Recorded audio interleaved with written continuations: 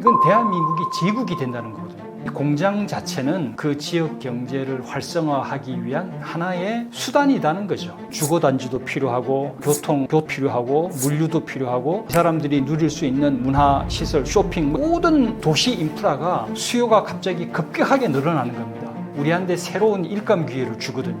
EU 시장과 같은 대한민국 단일 시장이 될 수 있는 거예요. 그걸 링크를 한다 이러면 안녕하세요. 저는 이제 기업에 오랫동안 몸담으면서 제가 몸담은 회사가 이제 3류 기업에서 2류 이제 세계 1등 기업이 되기까지 현장에서 쭉 이제 경험을 했었는데 그렇게 3류 기업이 1등 기업으로 이제 도약하게끔 했는 그 기업의 이제 성장 모델이라는 것이 제품을 생산해서 판매하는 소위 상품 제조 수출형 그런 이제 성장 모델인데 우리나라 대기업들이 대부분 다가 이제 같은 성장 모델을 가지고 있죠. 근데 이제 제가 현장에 있으면서 우리를 1등 기업으로 만들어준 그 성장 모델이 한계에 다다랐다라는 이제 느낌을 많이 받았어요. 그리고 또 우리나라 대표 기업들의 사업 모델을 곧바로 그 국가 차원으로 확장을 하면은 그게 이제 산업 정책이 되지 않겠습니까? 그렇다 이러면은 대표 기업의 사업 모델이나 또 국가의 산업 정책이나 전략이 다 같은 이제 궤를 가지고 있는데 이러다 보니까 우리 기업도 그렇고 나라도 그렇고 지금의 성장 모델로서는 더 이상 이제 성장할 여력이 이제 없겠다 생각을 갖고 그렇다면 새로운 성장 해법이 뭘까를 이제 항상 고민을 해오다가 그 연구했는 바를 토대로 해서 제가 한국 경제의 킹핀을 찾아서라는 책에 그 내용을 이제 적시하게 됐습니다. 뉴 패러다임 미래연구소의 박광기라고 합니다. 관세 협상이 단순히 무역 문제를 넘어서 국부 창출이 될 수 있다는 건 무슨 의미인가요? 지금 우리가 그 국부 창출을 하는 방법은 이제 두 가지로 우리가 대별해 볼 수가 있습니다. 하나는 상품 제조를 해서 수출해서 영업 마진을 챙기는 그게 이제 하나가 있고, 그다음에 두 번째는 주로 이제 건설 부분에서 해외에서 어떤 수주 경쟁을 해서 그게 뭐 플란트를 건설하든 아니면 뭐 도로를 건설하든 그런 해외 수주 경쟁을 통해서 수주를 받아가지고 건설을 해주고 거기 이제 공사비를 받는 이제 그 두 가지가 이제 주로 국부 창출 방법인데, 제가 아까 개발도상국일 때 무역 수지 흑자에서 선진국이 되면은 이제 소득 수지와 서비스 수지로 국제 수지가 이제 선진화된다라고 말씀을 드렸지 않습니까? 그래서 그런 방향도 하나 있겠지만 지금까지 우리가 상품 제조 수출을 통한 어떤 마진 이익 또 해외 경쟁 수주 경쟁을 통한 건설에 대한 도급비 이런 거는 이게 경쟁을 하기 때문에 부가가치라는 게 제한이 돼 있죠. 항상 가성비가 이제 게임이 되니까. 그런데 우리가 사실은 이 국제 수지가 선진화되면서 우리가 주목하고 있는 게 이제 투자 소득 쪽이 이제 강하단 말입니다. 우리도 이제 과거에 자본이 축적된 게 없을 때는 상품을 만들어서 팔아서 이제 우리가 돈을 벌어들였지만 이제 대한민국도 이제 선진국이 되면서 어느 정도 자본이 많이 축적이 돼 있기 때문에 지금은 그 자본을 투자해서 수익을 국부를 창출하는 소위 대한민국도 이제는 투자 시대로 전환되고 있다는 거죠. 그렇다 이러면은 앞으로 우리가 투자 개발형 이익을 어떻게 우리가 확보할 거냐. 예를 들면 우리가 건설도 시행사가 있고 시공사가 있지 않습니까? 그러면 시공사는 시행사가 도급비를 주고 그냥 끝나는 거고 시행사는 그야말로 이제 투자 개발을 하는 거지 않습니까? 그런 것처럼 투자 개발형 이익으로 이제 우리가 국부 창출의 방법을 다원화를 할 필요가 있고, 그 다음에 이제 또 우리가 국부라는 것이 반드시 해외에서 나가서 우리가 뭔가를 뭐 사업을 벌여가지고 벌어들이는 것도 이제 국부지만 해외에서 돈의 흐름이 국내로 들어오게끔 하는 것도 굉장히 중요하죠. 예를 들면 싱가포르라든지 뉴욕과 같은 그런 국제 도시들은 사실은 그 경제가 해외에서 들어오는 어떤 투자, FDI죠. 그런 투자. 그 다음에 또 해외에서 들어오는 글로벌 인재들이 뭐 주로 이제 관광객도 되겠습니다만 그런 글로벌 자본과 인재가 모여가지고 거기서 이제 경제가 돌아가는 구조라는 거죠. 우리처럼 내수 소비에만 의존하는 경제가 아니라, 그렇다 이러면 우리가 어떻게 해외와의 연결성을 확대해가지고 해외의 자본과 FDI와 또 인재가 들어와서 국내 내수도 같이 일으키는 소위 글로벌 집적 효과 기반의 국부 창출로 우리가 옮겨가야 되는 거죠. 그것도 이제 하나의 국부 창출이라는 거죠. 우리가 밖에서 나가서 돈을 벌어들이는 것도 있지만 해외에서 돈 자체가 들어와서 내부에서 이제 국부가 창출되는 그 두 가지를 이제 다 말씀을 드리는 겁니다. 그 결론적으로 우리 관세 협상도 그렇게 국부 창출이 되게끔 유도하는 방향으로 관세 협상의 로드맵이 그려져야 된다. 특히 우리 그 대미 투자 금액 5천억 불이나 되는 투자 금액이 그렇게 연계가 돼야 된다라는 차원입니다. 미국에 진출하는 기업들이 정부 보증으로 돈을 싸게 빌릴 수 있다면 얼마나 큰 효과가 있을까요? 이거는 이제 우리가 강남에 아파트를 산다고 한번 생각을 해 보십시오. 강남의 웬만한 재력가가 아니라면 자기 돈을 100% 동원해 가지고 아파트를 사시는 분은 많지 않을 겁니다. 대부분 다 뭐 전세를 끼든지 아니면은 은행에서 대출을 받아가지고 이제 레버리지를 일으켜가지고 강남의 자산을 확보를 하지 않습니까? 근데 우리가 미국을 보면 미국은 세계의 강남이라고 할 수 있거든요. 세계 경제의 수도인 미국이 강남인데 만약에 우리가 이번에 이제 우리가 3,500억 불 투자를 약속을 하면서 그 돈의 상당 부분이 이제 보증이라고 했다는 겁니다. 그럼 보증이라는 거는 우리나라 국가 채무에는 들어가지 않죠. 그렇다면 정부가 보증을 서서 우리나라 기업들이 현지에서 달러로 현지 금융기관들, 미국에 있는 금융기관이나 뭐 국제펀드 쪽에서 달러를 아주 저렴한 저리로 대출을 받아서 그것도 아주 장기간에 이건 국가가 보증해 주는 거니까 대한민국 정부가 그럼 우리나라 대기업의 신용으로 우리나라 뭐 중견기업, 중소기업들은 미국에서 금융기관에서 직접 융자를 받는 건 쉽지 않을 거예요. 그 자체 신용이 약하니까. 그렇지만 현대, 삼성, SK 같은 우리나라 대기업들은 글로벌 기업들은 국제 신용이 있기 때문에 미국에서 직접 돈을 현지에서 융자를 받을 수 있다는 거죠. 그런데 거기에다가 대한민국 정부가 보증을 서준다 이러면 훨씬 더 유리한 이자 조건으로 또 장기간 금액을 받을 수 있겠죠. 그럼 이런 걸 가지고 소위 세계의 강남인 미국에다가 아주 장기적으로 대한민국의 국부를 창출할 수 있는 자산을 확보하는 거죠. 뭐 그게 우리 공장 투자를 더 넓은 땅을 우리가 뭐 투자를 할 수도 있는 거고 또 미국의 조선소 아주 그런 조선소를 우리가 투자를 해가지고 그 조선소를 갖다 부흥을 시켜서 장기적으로 우리한테 국부 창출할 수 있게 한다든지 여러 가지 유용한 자산을 미국에 취득할 수 있는 레버리지로 국제금융을 우리가 일으킬 수 있다. 한국의 외환 보유고라든지 이런 환율 리스크의 영향을 덜 받으면서 이제 그게 이제 보증의 파워라고 보죠. K 신도시처럼 공장 옆에 도시를 같이 만드는 계획이랑 관세 협상이 만나면 어떤 시너지가 날까요? 이게 이제 아까 말씀드린 우리 국부 창출이 단순히 상품 수출 마진형에서 투자 개발형 마진으로 가야 된다라고 얘기를 했지 않습니까? 그럼 이제 투자 개발형이라는 거는 시행사처럼 그 투자 자체를 무슨 수주 경쟁을 해가지고 우리가 따오는 게 아니라 그래서 도급비만 받고 끝나는 게 아니라 우리가 그 투자 자체를 기획을 해서 제한을 할 수 있는 거죠. 그러면 경쟁을 안 해도 되는 거지 않습니까? 우리가 주도해가지고 이러이러한 사업을 이렇게 당신 나라에서 할 테니까 이거를 허용을 해달라라고 하면 이렇게 보니까 이게 자기 나라에 도움이 굉장히 되는 사업이니까 그렇게 해라라고 이제 오다가 떨어지겠죠. 이제 그런 개념인데. 우리가 미국에 어디든지 간에 대기업들이 투자를 갖다가 뭐 10조, 20조를 지금 한다고 하지 않습니까? 그렇게 투자를 하면 그 지역이 이 기업이 공장 하나만 들어서는 게 아니라 그 공장과 연관되어 있는 전후방 산업들이 다 부품 산업부터 해서 협력업체까지 같이 이렇게 생태계가 조성이 되죠. 클러스터가. 그럼 어떤 현상이 생기겠습니까?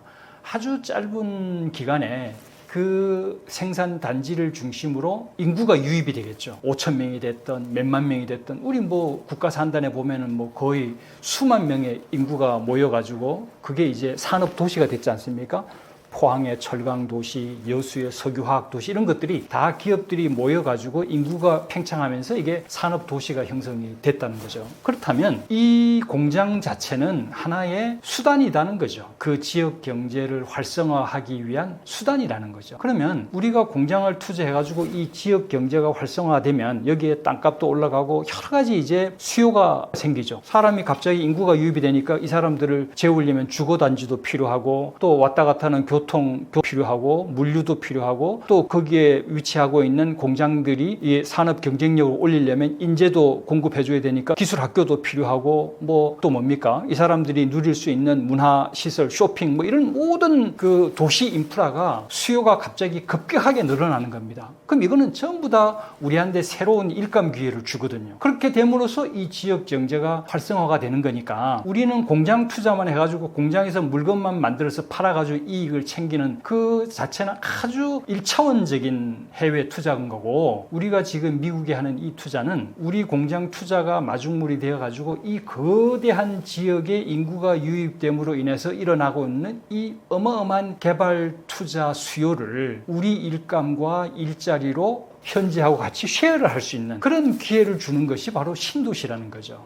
도시가 따로 존재하는 게 아니니까. 그런데 우리 지금 현재 보면 우리 건설업은 나가서 신도시 사업을 해줘요. 베트남에도 하노이에 신도시를 대우건설이 만들고 있고, 또 하나가 이라크에 가가지고 무슨 비스마야가 도시도 만들고, 또 뭐 압둘라 시티도 뭐 만들고, 이런 식으로 건설은 건설대로 신도시 만들고 있고, 또 제주는 제주대로 또 제주 투자를 해가지고 공장을 돌리고 있고, 이 둘이 맞물려 가야 제주가 인구 유입을 시켜서 인구 유입에 따른 도시 인프라 수요가 나면서 이 도시가 제대로 되거든요. 근데 도시를 그럴듯하게 만들었습니다. 제주 아파트도 만들고 뭐 도로도 만들고 했는데 여기 사람이 몰리지 않네? 이 도시는 다 실패하는 거예요. 우리 국내에도 그런 그 도시 인프라를 깔아놨는데 기업이 안 오니까, 사람이 모이지 않으니까 실패하는 게 많지 않습니까? 똑같은 겁니다. 그러면 이 신도시가 성공을 하려면 반드시 제조, 즉 인구를 유입시키는 제조업이나 일자리를 제공하는 산업이 이 건설과 결합이 됐을 때 효과를 볼 수 있다. 그렇다면 반도체 공장으로 끝날 것이 아니라 반도체 산업 도시가 만들어지는 거죠. 지금 우리 평택이 바로 반도체 산업 도시죠. 그래서 미국이 보면 현대가 투자했는 그 지역의 도로 이름을 갖다가 현대 하이웨이, 뭐 SK가 투자했는 데는 SK 블레바드, 이런 식으로 이제 도로 이름을 준다는 겁니다. 그게 도로 이름으로 끝날 것이 아니라 SK 시티, 삼성 시티, 현대 시티가 되는 거죠. 그렇다면 이 제조 공장을 둘러싼 그 배후 지역을 산업 도시로 건설해서 그 산업 도시가 건설되면서 어마어마한 건설 일감과 일자리가 우리 대한민국의 중소, 중견, 우리 지금 국내 중견, 중소 건설사들이 국내에 일감이 없어가지고 지금 도산 중에 있지 않습니까? 이 기업들을 다 살릴 수 있는 기회가 생기는 거죠. 근데 이런 것이 미국만이 아니라 전 세계에 수십 군데가 진행이 된다. 그럼 이게 어떻게 되겠습니까? 이 산업, 한국이 주도한 이 산업 도시들을 이것도 최첨단 도시로 만드는 거죠. 왜? 우리는 1기, 2기, 3기 신도시를 다 해본 경험이 있지 않습니까? 그럼 이 1기, 2기, 3기 신도시 속에 들어가 있는 여러 가지 도시 인프라 요소 기술들을 다 우리가 글로벌하게 수출할 수 있는 길이 열리는 거고, 그럼 그렇게 된다 이랬으면은 그 나라에서 이 산업 도시가 최고의 미래 첨단 도시로 우리가 조성을 하는 거죠. 그럼 이 미래 첨단 도시라는 거는 전 세계 신기술의 융합이라는 것이죠. 그럼 이게 뭐냐? 전 세계 신기술의 테스트 베드가 되는 겁니다. 전 세계 신기술이 실용화되는, 상용화되는 테스트 베드 플랫폼을 대한민국이 신도시라는 이름으로 소유하게 되는 거예요. 이거는 무슨 소리냐? 미국의 빅테크가 디지털 플랫폼이라는 것을 선점함으로 인해서 다른 선진국과 달리 지금도 그 선진국이 2%, 3% 고성장을 누리는 배경이 됐잖아요. 다른 국가들이 오프라인 시장에서 서로 경쟁을 할 때 디지털 온라인이라는 새로운 시장을, 플랫폼을 장악하면서 미국이 앞서가는 거잖아요. 그러면 한국도 전 세계의 개발도상국, 또 선진국은 선진국끼리 이 신도시에 대한 수요가 어마어마하게 많습니다. 이 신도시를 최근까지 거대 규모로 공사해 본 데는 대한민국밖에 없어요. 그럼 우리가 전 세계의 미래 첨단 신도시 플랫폼을 대한민국이 선점을 한다 이러면 우리 제조 투자를 마중물로 해서 어마어마한 국내 일감과 일자리를 창출할 뿐만이 아니라 거기로서 일어나는 굉장히 장기적인 30년, 40년간의 투자 개발형 이익을 대한민국이 투자 소득 수지로 바꿔낼 수가 생기는 거고, 또 이 산업 도시들을 연결을 해버리면 어떻게 되느냐? 이게 EU 시장과 같은 대한민국 단일 시장이 될 수 있는 거예요. 지금 EU가 한 27, 8개 나라가 하나의 시장처럼 돌아가고 있지 않습니까? 대한민국도 마찬가지로 요 5천만 원이라는 작은 시장이 아니라 대한민국의 제조가 현지로 진출해가지고 그 제조 거점을 마중물로 해서 거기 각 나라마다 최고 살기 좋은 미래 신도시를 만들어서 그걸 링크를 한다 이러면 세계 속에 한국 커뮤니티가 형성이 되고, 대한민국 경제 공동체가 세계 속에 형성이 되겠죠. 그럼 이건 대한민국이 제국이 된다는 거거든요. 이번에 잘하면 미국뿐 아니라 다른 나라에도 경제특구 모델을 수출할 수 있는 건가요?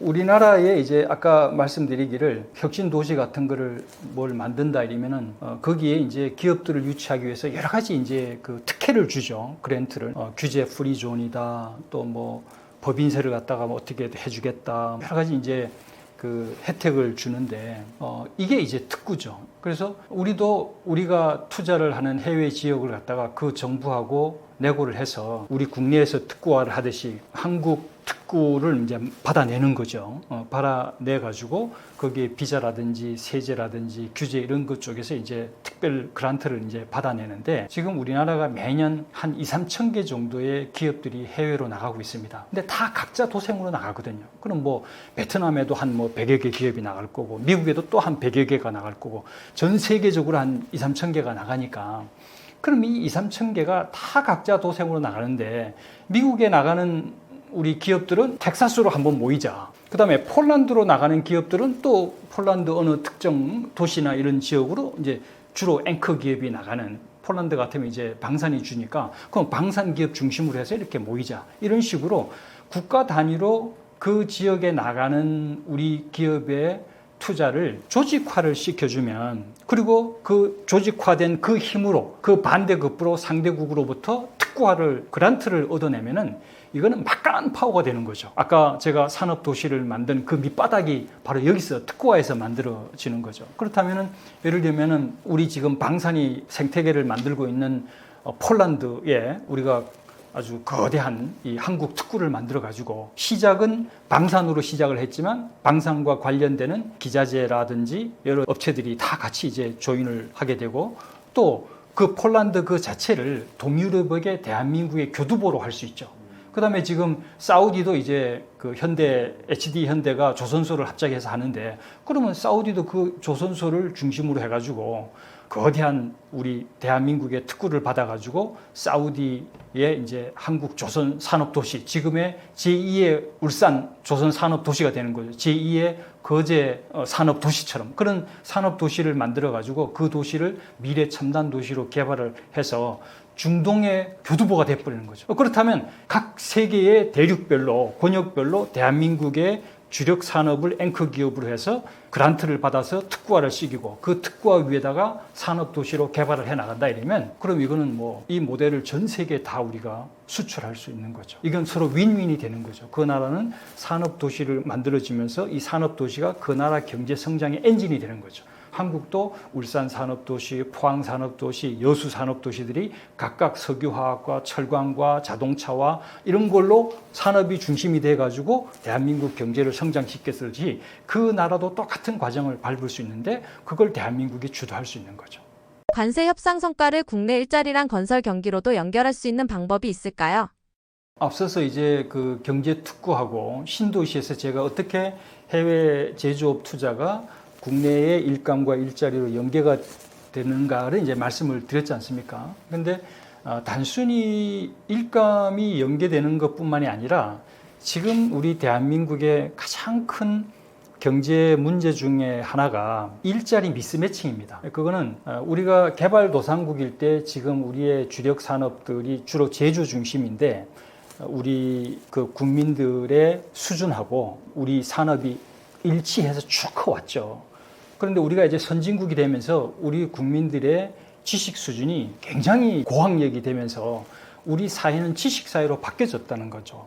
그러면 사회가 개발 산업 사회에서 이 지식 사회로 바뀌어지면은 우리 국민의 일자리의 베이스도 지식 산업이 베이스가 돼야 되는 거지 제조 산업이 베이스가 돼서는 안 된다는 얘기입니다. 그래서 지금 청년들이 제조업에 잘 안 가려고 그러고 또 우리 국민들이 안 가려고 하니까 외국 노동자를 수입해가지고 우리 지금 제조업이 있는 산단, 산업단지들이 외노자 일터로 지금 바뀌고 있어요. 우리 국민 일터가 아니라 더 이상 우리 국민의 일자리를 제공을 못하는 거죠. 그 다음에 대한민국이 지금 어마어마한 잡 미스매칭으로 시달리고 있잖아요. 중소기업은 사람이 없어가지고 못 뽑고 그 다음에 또 우리 대졸 청년들은 지금 저 고학력 인력들 중에 잡을 찾고 있지 않는 사람이 300만이 넘는다고 그러죠. 그러면 지금의 우리 국내 산업 구조와 우리 이렇게 지식 사회로 바뀌어진 우리 사회 구조가 매칭이 안 되는 게 우리나라 경제 문제의 가장 큰 문제 중에 하나입니다. 그렇다면 우리가 이번에 관세 협상을 해서 이제 우리가 현지 미국에 투자를 하면서 국내 경제와 링크되게끔 이제 한다라는 그 의미는 제조업으로 보면은 대한민국의 산업의 생태계, 조선 산업, 철강 산업, 석유화학 산업, 반도체 산업, 배터리 산업이 국내 중심의 산업 생태계가 형성되어 있는 것을 이게 글로벌로 미국으로까지 확장을 시켜서 미국의 반도체 산업 생태계와 한국의 산업 생태계를 화학적으로 결합을 시켜버리는 겁니다. 즉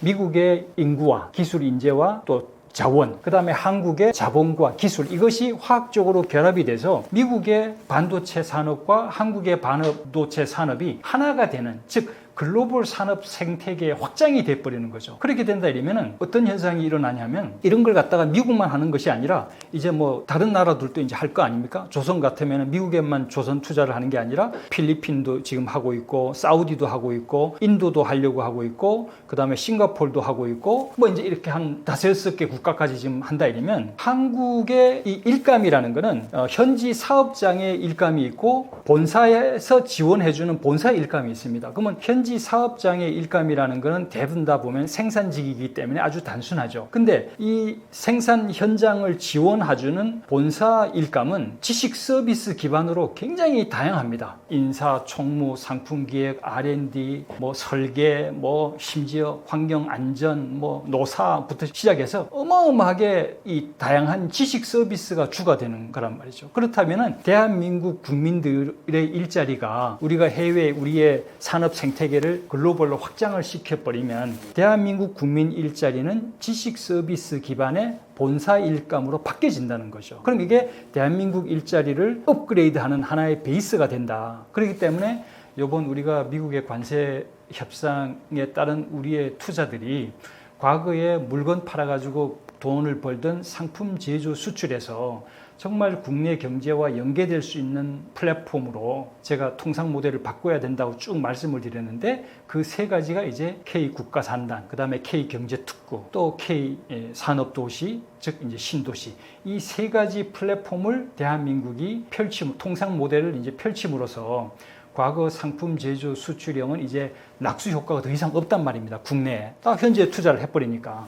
새로운 낙수 효과 2.0 시대로 이끌 수 있는 그런 통상의 이제 밑바탕이 된다, 이런 거죠. 이번 협상과 투자가 한국 경제의 새 전성기를 열 수 있다고 보시는 이유는 무엇인가요? 앞서 말씀드린 건데 우리가 마스가 모델을 이제 잘 이제 성공을 시키면 이 마스가 모델을 무한 복제를 할 수 있다. 각 국가마다 다 자기네들이 대한민국을 필요로 하는 아이젠다가 있기 때문에 그런 차원에서 제2, 제3의 울산 산업도시, 포항 산업도시 같은 철강 산업도시, 조선 산업도시 같은 걸 전 세계로 우리가 펼치면 피크 코리아가 아니라 그야말로 팍스 코리아나를 열 수 있는, 즉 지금 우리가 피크라고 얘기하는 게 결국은 상품 제조 수출로 인한 성장이 피크 아웃이라는 거니까 마스가가 우리한테 새로운 성장 경로를 열어줄 수 있다. 그렇게 된다 이러면 우리의 전성기는 아직 오지 않았다. 이제부터 시작이다. 이제 이런 겁니다. 네. 조선소나 반도체, 배터리 공장 투자 얘기가 많던데 이게 관세 협상이랑 무슨 관계가 있나요? 이제 협상이라는 게 이제 카드가 있는 거죠. 서로에게 협상 이제 레버리지 카드가 있는 건데 지금 현재 미국이 필요로 하는 미국의 국가 아이젠다가 있는 겁니다. 산업의 아이젠다가 이제 자국의 조선 건조 역량을 다시 재건을 하겠다.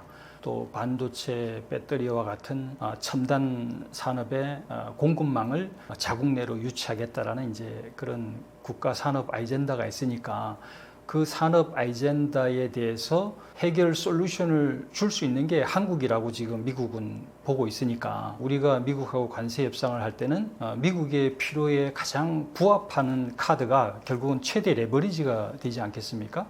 그런 차원에서 조선 투자나 반도체 배터리 공장 투자가 한국에게는 대미국 협상 레버리지로서 가장 강력한 툴이 되는 거죠. 그 다음에 또 우리 입장에서 봐도 과거에는 이제 관세가 없이 이제 자유롭게 수출을 하다가 이제는 관세라는 장벽이 생겼기 때문에 결국은 이제 한국에서 수출하는 거는 어려우니까 미국 시장을 포기하지 않으려면 결국은 미국 현지 내에서 생산해서 시장 점유율을 유지해야 하는 이제 그런 불가피한 측면이 있는 것입니다.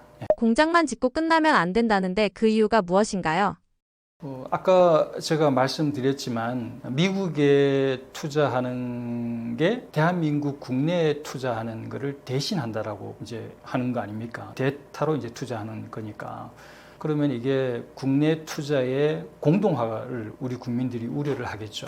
그래서 그러면은 미국에 투자하지만 우리 국내에도 일감과 일자리가 동시에 일어날 수 있게끔 어떻게 연계 투자를 할 거냐, 이게 이제 핵심이 되는 거죠. 이 부분에 이제 제가 다시 추가로 이제 말씀을 드리겠습니다만 그런 측면이 하나가 있고, 그 다음에 이제 두 번째는 지금 우리가 미국에 투자하겠다라는 조선이나 반도체, 배터리 뭐 이런 제품들이 사실은 다 우리나라만 생산하고 있는 제품들이 아닙니다. 다 대체재가 있단 말이죠. 우리 아니면 일본이 하든지, 일본이 아니면 뭐 요즘 베트남도 하고 말레이시아도 하고 이제 이런 다 대체재가 있는 제품들은 결국은 가성비 경쟁을 할 수밖에 없는 거예요. 가성비 경쟁을 한다라는 거는 경비를 원가 경쟁을 해야 되는 거고, 그렇다면은 부가가치라는 게 한계가 있다는 거죠. 우리만이 가진 제품이라면 우리가 가격을 결정권을 우리가 가지고 있지만 이제 그런 제품들이 아니라는 거죠. 그렇다면 그 고비용의 미국에서 제조업을 해서 투자를 회수한다라는 것은 굉장히 어렵죠. 그렇기 때문에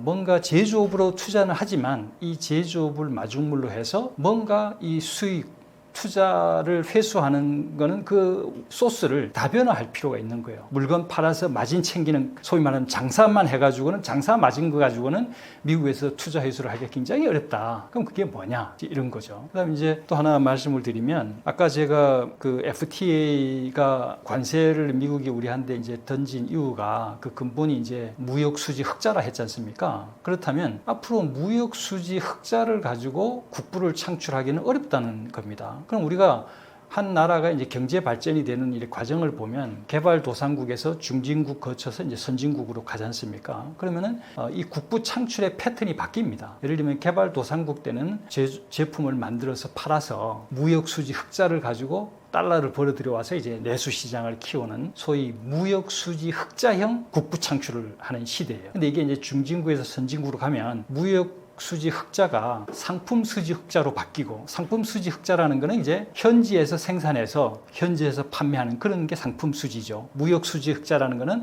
한국에서 생산해서 배를 태워 가지고 해외에 나가서 파는 이제 생산의 거점이 바뀌는 거란 말이에요. 그러면 상품 수지 흑자로 이제 바뀌다가 이 상품 수지 흑자가 또 어디로 옮겨가냐면은 현지에서 투자했는 소득 수지와 서비스 수지로 바뀌어 나가는 거죠. 이거는 모든 선진국들이 다 그런 경로를 거쳐 가지고 국부를 창출하는 방법이 바뀌는데, 그럼 지금 대한민국도 이제 미국에 공장을 지어 가지고 하는 소위 말하면 상품 수지 흑자 시대로 있는데 거기서 국한될 것이 아니라 또 거기서 한 단계 더 나가서 이제 미국에 실제 우리가 투자를 해서 그 투자로 인한 소득 수지, 그 다음에 또 서비스 수지, 이런 걸로 인해서 국부를 창출하는 그런 시대로 바뀌어져야 된다. 그러니까 지금 하는 미국의 공장 투자는 공장만 짓고 끝낼 일이 아니다라는 이제 겁니다.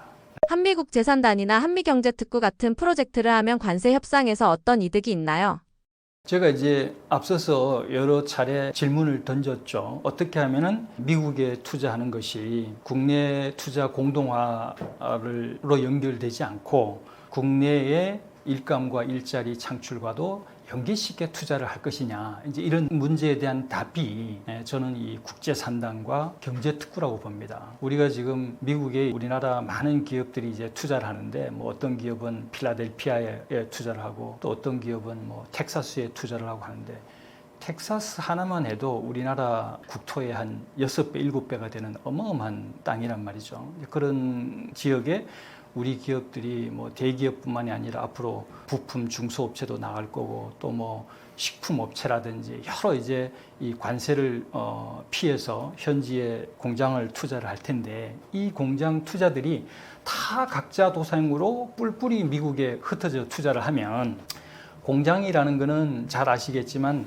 서로 집적을 해야 거기서 이제 연관성이 높아지면서 경쟁력이 이제 올라간다는 거죠. 여기저기 홀로 이렇게 떨어져 있는 것보다 그런 측면이 이제 또 있고, 그다음에 또 우리도 미국에다가 뭔가를 반대급부를 요구할 때, 자, 우리가 이 지역에 우리나라 기업들의 투자를 이렇게 한 곳에 모아가지고 이 정도의 금액을 100조, 200조를 이렇게 투자하겠다 해야 그게 뭔가 트럼프 입장에서도 한국이 어느 지역에다가 이 정도의 투자를 한다는 규모가 어느 정도 어필이 되는데, 지금처럼 삼성은 여기하고 현대는 여기하고 여기저기 막 이렇게 다 뿔뿔이 이래 해버리면 그 투자가 끌어모아서 많다 하더라도 미국 현지에서는 그게 뭐 얼마 큰 규모라는 느낌도 좀 없을 거고, 실제 그 투자의 실체도 잘 드러나지 않는 거죠. 그렇지만 대한민국 기업들의 투자를 어느 특정 지역으로 모아서 한국의 어떤 국가산단 같은 거지 않습니까?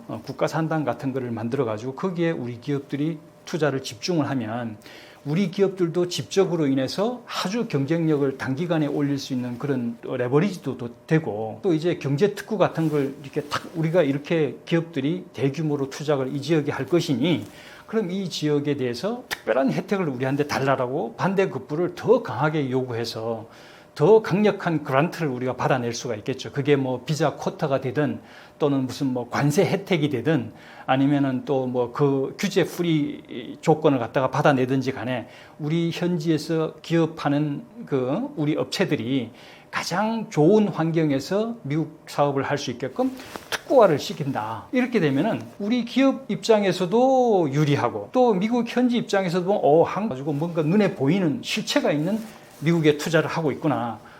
이런 게 이제 된다는 얘기죠. 그래서 그런 측면에서 우리가 보면은 국내에 국가 산단이 한 30여 개 정도 있지 않습니까? 국가가 운영하는 산단. 그런 국가 산단의 연장선에서 미국에도 우리 대한민국 국가 산단이 있다. 그리고 미국에 투자하는 우리나라 기업들을 한 곳으로 집적을 시킨다. 그리고 그 집적시킨 곳을 갖다가 국내에서 우리 경제 특구 해가지고 규제 프리존 뭐 여러 가지 세제 혜택을 주듯이 미국으로부터 그런 그란트를 받아낸다 이러면 이게 결국은 국내의 일감과 일자리를 창출하는 연결성이 확장이 된다. 이제라는 차원입니다. 관세 혜택 없이 투자하면 기업들이 손해를 보게 되는 건가요? 우리가 이제 미국 시장에서 경쟁 업체를 본다 이러면 미국에 수출하는 업체들끼리의 경쟁이 있겠죠. 미국 시장의 외부에서 우리 같이 수출하는 뭐 중국도 있고 한국도 있고 뭐 터키도 있고 있는 그런 수입 수출 업체들끼리의 경쟁이 있겠고, 또 미국 국내에 있는 로컬 업체하고의 또 경쟁이 있겠죠. 수입산이 더 경쟁력 있냐, 로컬 현지산이 더 경쟁력 있냐, 이제 이런 관점인데, 미국이 저렇게 고비용 사회인데 제조업을 해서 돈을 벌기는 굉장히 이제 어렵다면, 미국이 만약에 관세가 없다 이러면은 아무도 미국 시장 내에다 투자를 안 하려고 하겠죠. 근데 미국이 관세로 이제 이 미국 시장을 갖다가 요새를 만들어 버린 거죠. 관세로 보호받는 시장으로 만들어 버리니까 미국 시장을 포기하지 않고 미국 시장 내에서 우리가 사업을 하려면 어쩔 수 없이 미국 내에 투자를 해야만 되는 상황이 이제 됐고, 우리가 일단 투자를 딱 미국에다 했다 이러면 그 다음에는 이게 관세가 또 양날의 칼이 돼버리는 거예요. 우리가 관세를 피해서 미국에 들어갔지만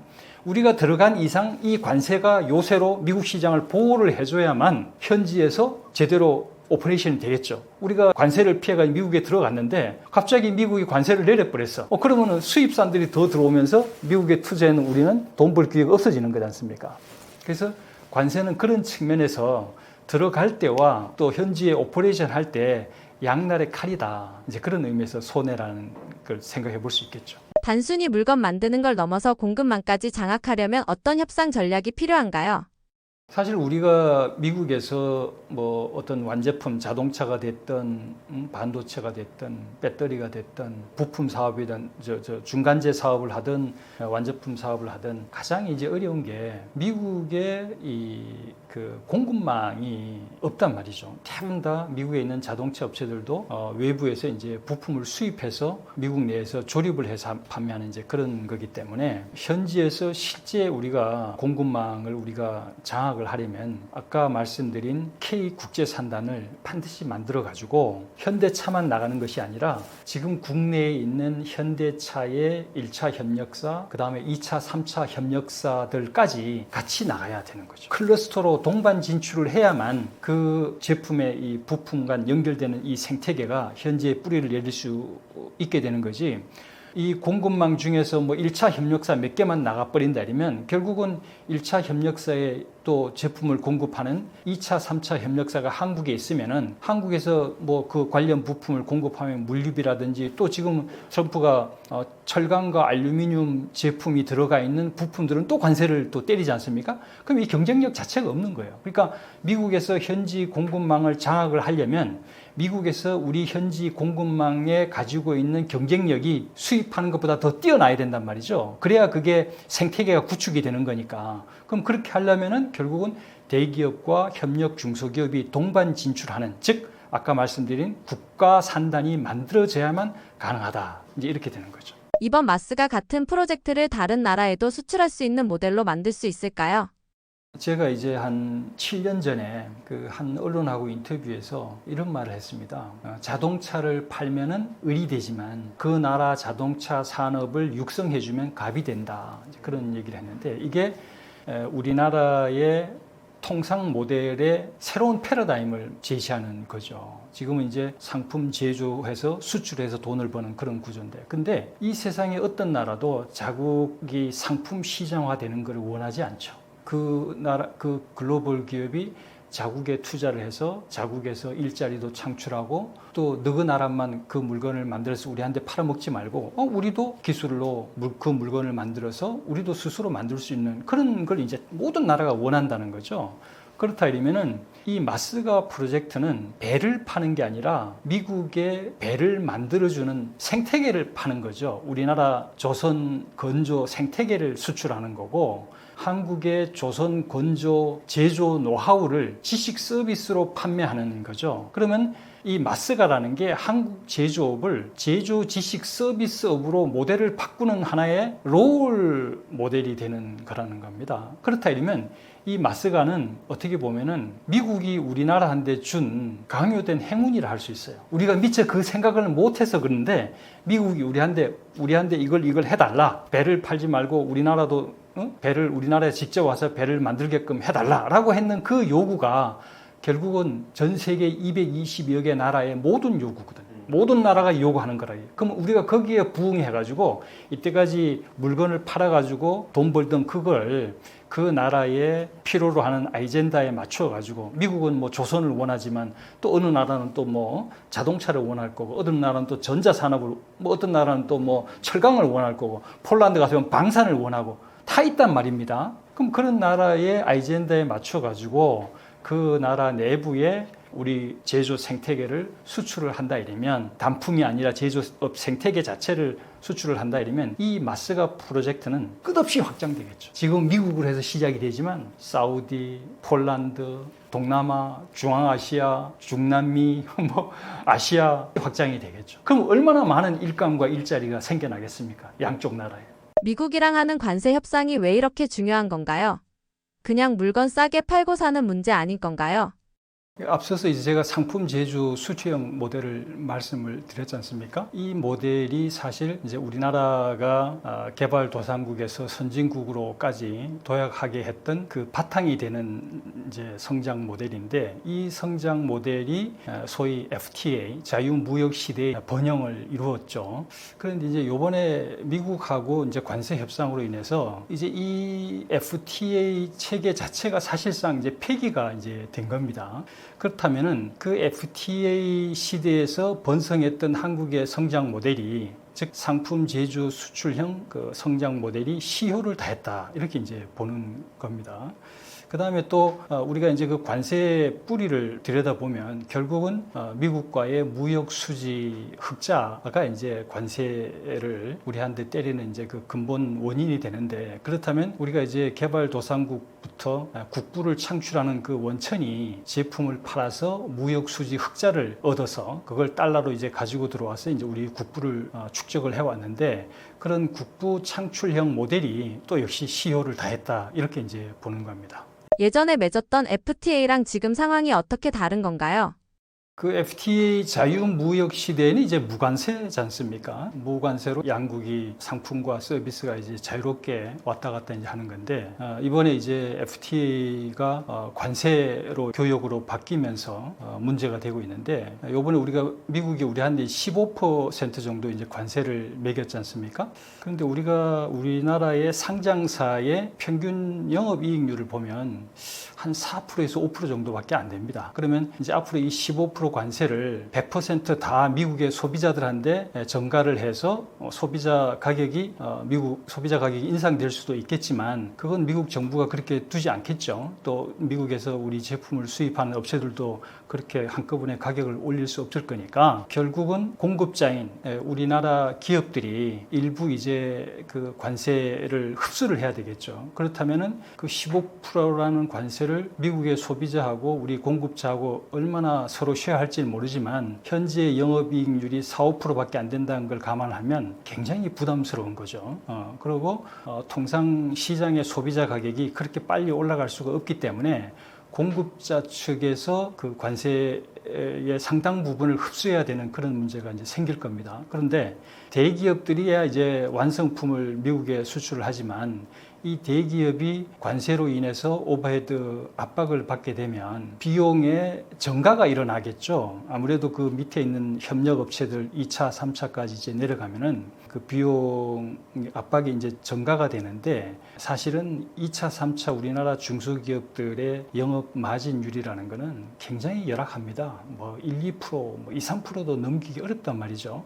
그런 상황에서 이번에 관세가 이렇게 닥친다 이러면 그 15%라는 관세는 사실은 어마어마한 영업에 영향을 주는 거죠. 그래서 이제 제가 볼 때는 지금 뭐 우리 정부에서 이제 미국 시장이 이제 어려우니까, 그러면은 또 뭐 글로벌 사우스 해서 시장을 다변화해야 되는 게 아니냐, 또 수출 품목도 좀 다변화해야 되는 거 아니냐, 이제 이런 얘기들을 많이 하잖아요. 근데 이런 것들은 뭐 임시적으로 일부 이제 보완은 할 수 있겠지만, 미국 시장에서 줄어드는 수출을, 그러나 이게 궁극적인 솔루션은 아니다라는 생각이 드는 거죠. 새로운 뭔가의 해법을 찾아야 되는 게 아니냐. 이건 제가 나중에 또 말씀을 드리겠습니다만. 예. 관세 협상에서 절대 양보하면 안 되는 건 어떤 건가요? 이것도 보는 잣대에 따라서 조금씩 이제 그 상황이 바뀔 수가 있는데, 뭐 일부 학자들이 이제 우리 농민들을 의식해서 뭐 농산품 수입은 절대 우리가 양보해서는 안 된다, 이제 이렇게 말씀하시는 분들도 있겠지만, 뭐 그것도 중요하죠. 그렇지만 제가 볼 때는 당장 현안이 되는 대미 투자 그 약정이익이 있지 않습니까? 지금 뭐 3,500억 불이라고 했는데, 엊그저께 이제 한미 정상회담 때 또 추가로 우리가 1,500억 불을 투자를 하겠다고 했으니까 한 5천억 불 정도 되죠. 5천억 불이 된다 이러면 우리나라 1년 예산과 맞먹고, 우리보다 경제 규모가 뭐 한 2, 3배 정도 큰 일본이 이번에 미국에 약정했는 금액과 거의 차이가 없단 말입니다. 어마어마한 금액인데, 이거를 뭐 트럼프 쪽에서 얘기하는 거는 자금의 집행을 미국이 알아서 하고, 한국은 일본도 그렇지만 돈만 된다, 뭐 이제 이런 식으로 나오고 있는데, 이 부분은 절대 우리가 양보를 해서는 안 된다고 보는 거죠. 그 얘기는 이 3,500억 불이든 또 추가 1,500억 불을 투자하는 돈이든, 물론 이제 제조 투자가 이제 상당 부분은 되겠지만, 제조 투자를 포함해서 돈의 주인인 한국이 투자 마스터 플랜에 대한 오너십을 확실히 가져야 된다. 우리가 주도해서 투자를 하고, 또 그래야만 뭔가 우리 경제와 직접 도움이 될 수 있게끔 투자가 되는 것이지, 단순히 미국에서 요구하는 대로 돈만 대준다 이러면 우리가 그럴 여력도 지금 안 된다는 얘기입니다. 그래서 다른 무엇보다도 대규모 투자에 대한 마스터 플랜의 주도권을 우리가 앞으로 행사를 해야 된다. 근데 지금부터 미국도 구체적으로 아직 투자 약정을 받았지만 이렇게 쓰겠다라는 계획은 없다는 거죠. 그렇다면 이제 앞으로 정말 더 중요한 게 남아 있는 거죠. 한미 정상회담 이후로 어떻게 우리가 이게 5천억 불이나 되는 투자를 우리 국내 경제와 연관돼서 미국에서 투자할 거냐, 이걸 우리가 가져가야 된다는 거죠. 관세를 깎아도 미국에서 장사하려면 또 다른 장벽이 있다던데 그게 무엇인가요? 미국에서 뭐 장사한다는 거를 저는 이제 사업을 한다라는 걸로 바꿔서, 장사야 이제 물건 파는 것만 얘기를 하지만, 이제 실제 미국에서 메인은 앞으로는 수출은 어려워지니까 오히려 현지에서 공장 투자를 해서 공장 운영을 해서 이제 미국에서 사업을 하게 되겠죠. 그래서 미국에서 사업을 하는데 어떤 장벽이 있느냐를 이제 본다 이러면 여러 가지가 있겠지만 저는 가장 크리티컬한 게 미국이 사실은 제조업으로 수익을 내기가 굉장히 어려운 나라죠. 인건비라든지 각종 그 환경 비용이라든지 이런 것들이 높기 때문에 그 다음에 이제 또 지금 전통 제조업에 대한 어떤 숙련 기술 인력들이 굉장히 부족하단 말입니다. 이미 미국은 수십 년 전에 제조업이 많이 이제 밖으로 빠져나왔기 때문에 그러면 결국은 미국에서 국내와 같은 이제 공장 운영의 수율을 아주 단기간에 올려줘야만 우리가 사업에서 이제 채산성을 맞출 수 있는데 그렇다면은 국내의 이 숙련 인력들이 대규모로 미국으로 왔다 갔다 하면서 지원을 해줘야만 가능한 거죠. 현지 생산성을 조기에 셋업을 하려면. 근데 우리가 미국에 우리 숙련 인력을 파견하는데 이 비자 쿼터 문제가 굉장히 심각합니다. 지금 제가 알고 있기로 한 1년에 뭐 한 2,000명 안팎으로 알고 있는데 이 정도 인력 가지고는 굉장히 부족하다는 거죠. 앞으로 이제 뭐 대기업만 나가는 것이 아니라 대기업의 사업을 같은 생태계 내에 있는 이제 부품 협력업체들도 같이 나가야 되는데 그러면 그런 협력업체들의 이제 그 기술 인력들도 같이 미국에 나가서 해줘야 되는데 이게 결국은 미국 내에 있는 우리 국민 일자리하고 연관이 되는 겁니다. 그래서 무엇보다도 우리가 대규모 이제 투자를 미국하고 약속을 하면서 이 비자 쿼터를 우리가 받아내야 된다는 거죠. 예를 들면 싱가포르 같으면 우리보다 훨씬 경제 규모가 작은데도 FTA를 미국하고 맺을 때 한 5천여 명 정도의 비자 쿼터를 받았고 호주도 뭐 한 15,000명 정도 비자 쿼터를 받았거든요. 그래서 이거는 이제 우리 정부가 개별 기업이 할 수 있는 사항이 아니지 않습니까? 그래서 이건 정부 외교부라든가 해서 이번에 대미 투자 규모를 미국하고 약속을 할 때 그 반대급부로 2만 명, 3만 명도 훨씬 더 되는 우리가 지금 미국의 제조업 르네상스를 일으키겠다고 지금 한 입장이니까 그야말로 이 프로젝트와 관련된 인력들은 비자 제한 없이 쿼터 제한 없이 우리 숙련 인력 멘토 인력들이 현지로 나갈 수 있게끔 그 비자 쿼터를 받아내는 게 제가 볼 때는 굉장히 중요하다. 그게 되지 않으면은 현지에서 우리가 투자를 해서 공장 오퍼레이션을 해도 채산성을 맞추기도 어렵고 또 수율을 국내처럼 올리기도 어렵고 이게 자칫 잘못하면은 현지 오퍼레이션이 계륵이 될 수 있다. 그런 생각이 듭니다. 미국을 제2의 내수 시장으로 만든다는 건 구체적으로 무슨 뜻인가요? 우리가 이제 그 한국에서 우리가 뭐 대통령 균형 발전 이런 걸 하면서 무슨 혁신 도시를 만들고 뭐 이랬지 않습니까? 근데 우리가 공장이 이제 혁신 도시 같은 걸 만든다는 거는 그런 도시를 하나를 이제 지역을 지정을 해서 거기에 이제 대기업의 투자도 끌어들이고 또 여러 이제 중소 대기업하고 같이 같은 생태계 내에 있는 중소기업들도 들어와서 단기간에 기업들이 몰려 들어와서 인구가 유입되면서 그 도시가 이제 경제가 이제 활성화된 그런 구조인데 지금 이제 미국에 그 뭐 5천억 달러나 되는 어마어마한 돈이 투자가 되는데 여기도 이걸 하나의 국내 시장을 우리가 볼 수 있다는 거죠. 이게 이제 한국이 아니라 이제 미국에 투자가 되니까 그러면 미국에 이렇게 어마어마한 투자가 들어가는 거를 어떻게 국내에서도 일자리와 일감이 같이 생기게끔 일어나게 할 거냐 이게 이제 앞으로 굉장히 중요한 미국 투자의 포인트가 되는 거죠. 그러니까 미국이 뭐 우리한테 거대한 규모의 투자를 요구한다. 뭐 해서 미국을 뭔가 이렇게 지금 비난할 그런 상황은 아니고 어차피 하게 돼 있는 이 투자라면 이 투자를 어떻게 국내 경제와 연계시켜서 이제 할 거냐. 이게 이제 가장 키가 되는 거죠. 그래서 그렇다 이러면은 마치 국내에서 우리가 지방의 어떤 도시에 기업이 투자를 하면은 그 지방 경제가 활성화되듯이 그래서 활성화됨으로 인해서 여러 가지 이제 일감과 일자리가 생기듯이 미국도 이제는 내수 시장으로 보고 미국에 투자하는 거지만 한국 국내 지방에 투자하는 것과 똑같이 일감과 일자리를 창출할 수 있게끔 국내 경제와 연계하는 투자 형태로 가야 된다. 그래서 미국을 제2의 내수 시장, 미국만이 아니죠. 지금 우리가 이렇게 대규모 투자하는 미국, 또 뭐 폴란드 같은 방산이라든지 배터리 같은 거 이런 대규모 투자들, 베트남이 특히 또 우리 한국 투자가 많이 몰려 있지 않습니까? 그럼 이런 투자 지역들은 국내에 투자할 것을 해외에 투자하니까 해외에서도 국내 투자한 것만큼 우리 국민의 일자리와 일감이 만들어지게끔 그런 식으로 투자가 되게 하려면 결국은 그 시장을 우리 내수 시장의 연장선으로 봐야 된다. 이제 이런 차원입니다. 예. 앞으로 미국과의 협상에서 우리가 강하게 밀어붙일 수 있는 산업 분야는 뭐라고 보시나요?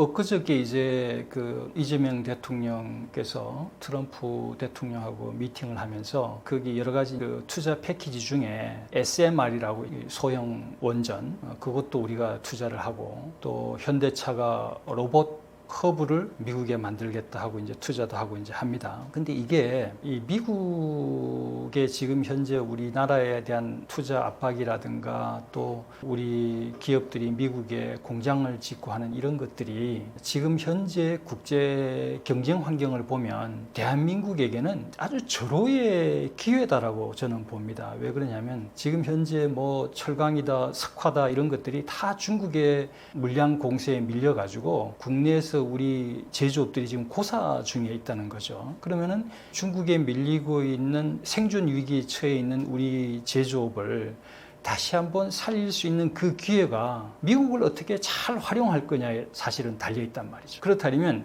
미국이 그런데 다행히 우리가 가지고 있는 제조업들을 필요로 하는 시기란 말입니다. 반도체든 뭐 그게 배터리든 아니면은 전통 제조업인 조선이라든가 뭐 철강, 석화, 이제 전력까지 포함해서 이런 것들을 지금 미국이 필요로 하니까 우리는 이런 전통 제조업들이 미국과 협업을 함으로 인해서 중국으로 인한 위기도 우리가 넘길 수가 있고 또 그것으로 끝나는 게 아니라 미국의 첨단 산업의 원천 기술이라든가 이런 신기술들은 다 앞서 있다는 거죠. 예를 들면 조선 산업도 우리는 건조 기술은 앞서 있지만 앞으로 자율주행 선박이라든지 친환경 선박이라든지 뭐 스마트 건조라든지 이런 것 쪽은 다 또 역시 미국이 지금 앞서 있다는 거죠. 그렇다면 전통 산업의 협업이 그걸로 끝나는 것이 아니라 이 미래 제조 첨단 산업의 R&D 협업까지 연결이 되기 때문에 오히려 중국의 물량 공세와 R&D 투자 이런 걸 갖다가 우리가 우회해서 갈 수 있는 그런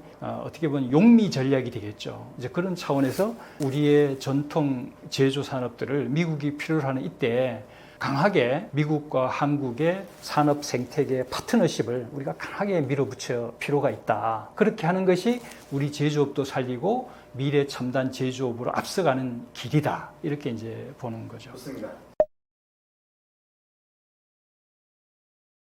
최근 뭐 제가 새로운 어떤 성장 해법을 제가 몸담았던 기업을 위해서나 또 기업의 사업 전략이 결국 이제 국가적으로 확장을 하면 이제 산업 전략이고 산업 정책이 되는데 그걸 바꾸는데 좀 일조를 했으면 하고 이제 책을 출간을 한 거고 제가 이제 마지막으로 하나 드리고 싶은 말씀은 제가 이런 얘기를 쭉 들으면 야, 그 산업 공동화 국내는 그럼 공동화 되는 거 아니냐? 우리 기업이 밖으로 나가면 이런 우리 사회 통념이 굉장히 강고합니다. 근데 제가 아까 앞서 말씀드린 것처럼 선진국 함정이라는 게 결국은 후발국 중국과의 경쟁 구도에서 벗어나지 못하면 우리가 선진국 함정에서 벗어날 수가 없다. 그게 벌써 11년째다. 이렇게 이제 말씀을 드렸는데 이 선진국 함정에 즉 빠져 있다라는 그 대상, 즉 그 경쟁 구도의 대상이 뭐냐면은 제조업입니다. 우리 중국하고 지금 제조업을 경쟁하는 거거든요.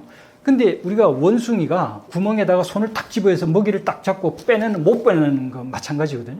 똑같이 지금 우리 사회가 이 제조업으로 성장을 해와서 이 제조업이 원숭이 손처럼 우리를 딱 묶고 있는 거예요. 이걸 묶고 있으니 여기서 우리의 사고가 멈춰져 가지고 선진국 함정에서 빠져나갈 수가 없는 거예요. 왜? 산업 공동화를 우려하니까. 근데 산업 공동화라는 게 기술 유출이다, 일자리 유출이다, 제조 기반이 유실이 된다, 지역 경제 기반이 뭐 없어진다, 뭐 이런 이제 그 목적 변수들이 이제 있는데 이런 목적 변수 하나하나를 따져보면 사실 앞서 제가 말씀드린 내용들이 다 그 해법 안에 들어 있습니다. 아까 제가 외노자 일터라고 그랬잖아요. 지금 우리 제조업 일자리 걱정하는데 지금 우리 전통 제조업들의 산업단지 가보십시오. 거기 우리 국민 일자리 아닙니다. 외국 노동자들이 와고 자기네들이 지금 일하고 있지. 그러니까 이런 거 하나하나를 따져보면 지금 우리가 미국하고 관세 협상을 하고 미국에다 엄청난 규모의 투자를 한다. 이런 거를 가지고 야, 그럼 우리 국내는 어떻게 하냐고 뭐 미국 트럼프를 비난하고 또 해외로 나가는 이 기업들에 대해서 네거티브하게 생각하고, 이게 우리가 하고 있는 이 산업이나 기업의 사업이라는 건 전부 다 환경 적응업입니다.